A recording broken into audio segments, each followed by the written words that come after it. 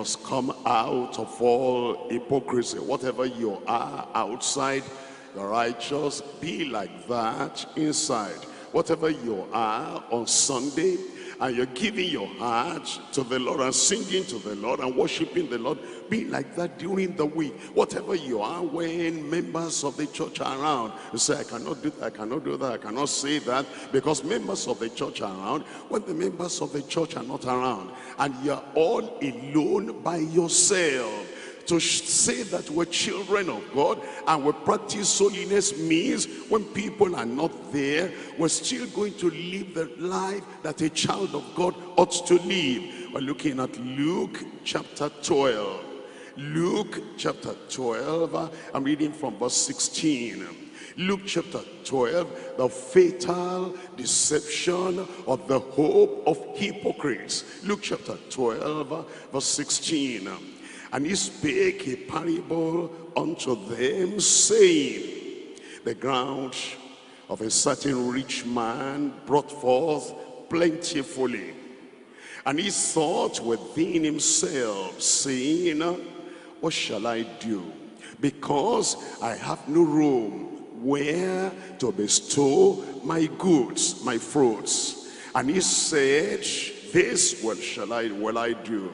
I will pull down my barns and build greater, and there will I bestow all my fruits and my goods. And I will say to my soul, soul, thou hast much goods laid up for many years. Take thine ease, eat, drink, and be merry. That's what the people of the world call success. Success without salvation. This is what they say will give them happiness. I've gotten this, I've gotten this, I've gotten that. Bank account here in Nigeria, bank account overseas, houses here in Nigeria, houses almost in every part of Nigeria, in the north at the capital here in Lagos, and then in the east I've got houses there. Here is what they call achievement without salvation. Here is what they call success. Here is what they call making it. They said that man has made it. If you follow him there, he is not in need of anything. Anywhere he goes, he has an account he can withdraw from, and is not in need of anything at all. And so he says in verse 19, and I will say to my soul, soul, thou hast much goods laid up for many years. Take thine ease, eat, drink, and be merry. You go to such a person, you're talking about being born again. You go to such a person and you're inviting him to come and hear the word of God. They look at you from the top to the bottom, from the head to your toe. And they look at your dress and they put their hand in their pockets and they give you maybe 5,000 naira. They say, hey, go and spend this one. You know, church, what am I going to look for? All you people that go to church, you're looking for money, I've got it. You're looking for land, I've got it. You're looking for house, I've got it. You're looking for property, I've got it. So what am I going to church for? They don't understand that money does not satisfy the soul.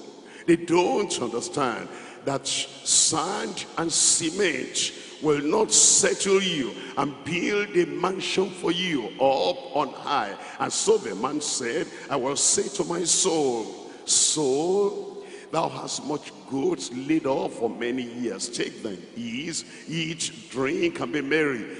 But God said unto him, what will God say unto you? I've got this. What will God say unto you?